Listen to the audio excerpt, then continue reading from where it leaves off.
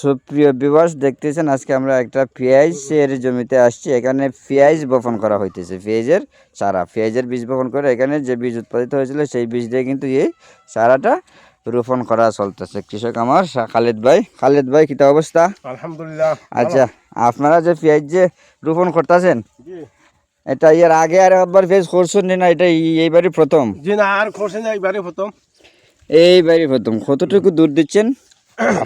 6 ইঞ্চি দূর। মানে একটা পেঁয়াজের চারা থেকে আর একটা পেঁয়াজের চারা আনুমানিক 6 ইঞ্চি হবে।